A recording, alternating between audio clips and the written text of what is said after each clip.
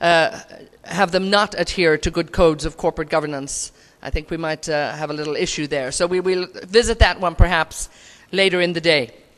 So you've heard there more responsibilities and again more opportunities for you in your role as the Chief Financial Officers. But how do you judge the role of the corporate treasury? And indeed, how different is that? We're going to now have a look at that and just see how important it is. And our next speaker is a man who is responsible for development, marketing and delivery of corporate treasury qualifications for the industry and universities indeed around the world. So hopefully in this session we're going to hear everything you'll need to know about the corporate treasury. So please welcome the Director of Education, the Association of Corporate Treasurers, James Lockyer. Assalamu alaikum. First of all, I'd very much like to thank Mr. Suttar, Mr. Rahman, everyone at ICAP who's been so generous with their time, with their hospitality over the last week or so, and also the conference organising team who have looked after us so well. I've been told to keep this short, so please hang on to your hats. We'll go through it in the right order this time. What I'd like to cover is some very brief orientation on the ACT, my association, a look at what corporate treasury is, and then have a look at how your treasurer can help you in driving value from the business, with some specific notes on sustainability. Just to touch on our mission statement, we're primarily a professional education body. We look on Treasury as a profession, and we also look as far as possible from an international perspective, albeit from our base in London and Western Europe. We've got a very varied membership, half from corporates and half from banks, financial institutions and elsewhere. And with a wide range of roles, treasurers, CFOs, CEOs from corporates, and then a huge range of roles on the sell side in financial institutions. The ACT was formed in 1979 in the fallout from the ERM crisis by a group of CFOs, and hence we've got a strong CFO link. We're relatively young in professional association terms, but we're mature in terms of the Treasury profession overall, and we've maintained qualifications for some 30 years. Big news for this year is our application for a Royal Charter. If we, and hopefully we will be granted it, if it all goes through in a couple of months' time, we will have the Queen's personal sign-off on the quality of the ACT offering, and also, more importantly, it will give recognition of corporate treasury as a profession in its own right, which is a huge step forward for treasurers worldwide. We run tuition and events in about 12 countries, as well as the UK. We're an active member of the international and European treasury groupings, and we provide education support to a number of national associations around the world, and we've got a thriving network of professionals in the Middle East, basically covering the G7, the Arabian Gulf. Okay, what's corporate treasury?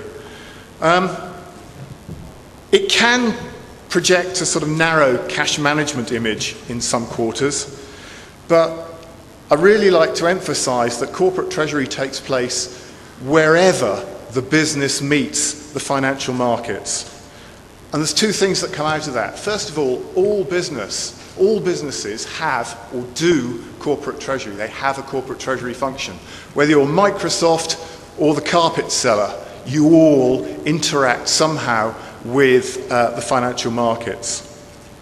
The other thing is treasury is as unique as the business strategy, and therefore that makes it quite hard to pin down as an activity. We'll discuss the three key questions in a moment, basically how to decide what to invest in, where does the money come from, and how do we control risk.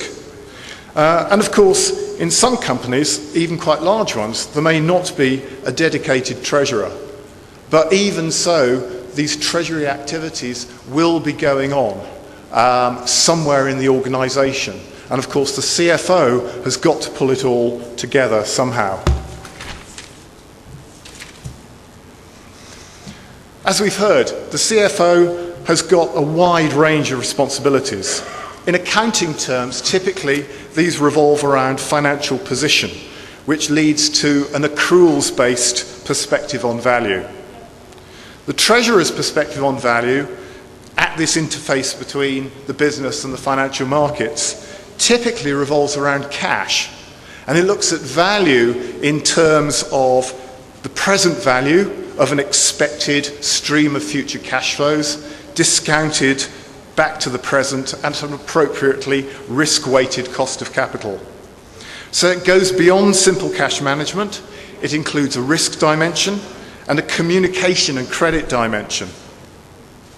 The role of the treasurer could be very broad, including financial risk management, funding, investment policy, and a raft of other things, or indeed quite narrow, merely concentrating on cash management. But whatever the role, since 2007, the crisis has catapulted the profession onto the board agenda.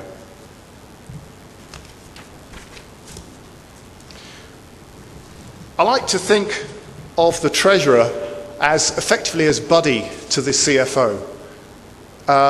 If you're lucky enough to have a treasurer, or otherwise if you can identify who in your organisation is doing treasury, then as a CFO, being able to rely on them, being able to delegate effectively to them is something which is hugely valuable.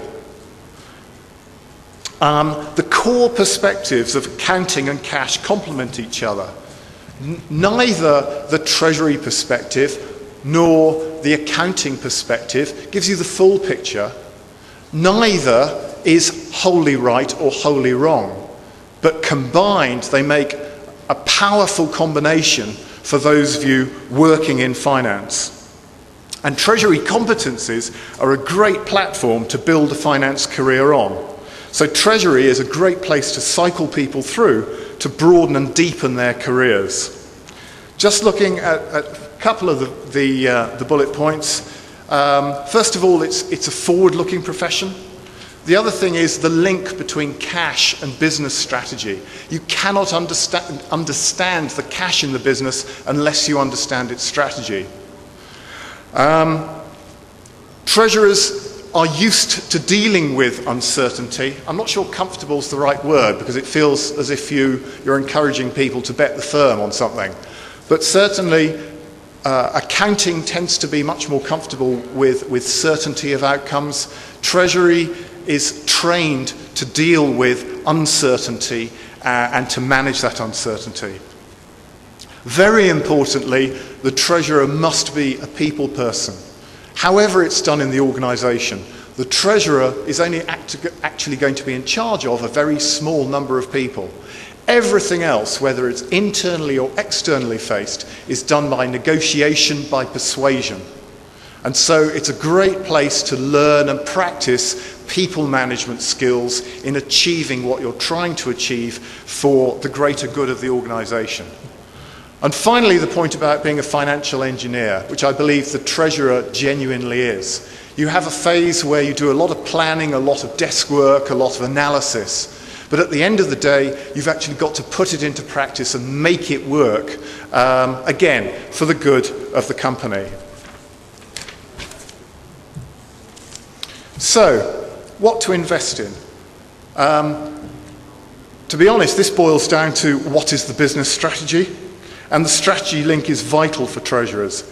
Classically, as I mentioned, a treasurer will take the discounted cash flow approach when looking at value. Corporate treasury is actually all about long-term value creation. And so the sustainability overlay is actually implicit in everything that the profession does. I think for the CFO, there are two really important things in the investment decision. In fact, in the investment decision, let's stick with that for the moment.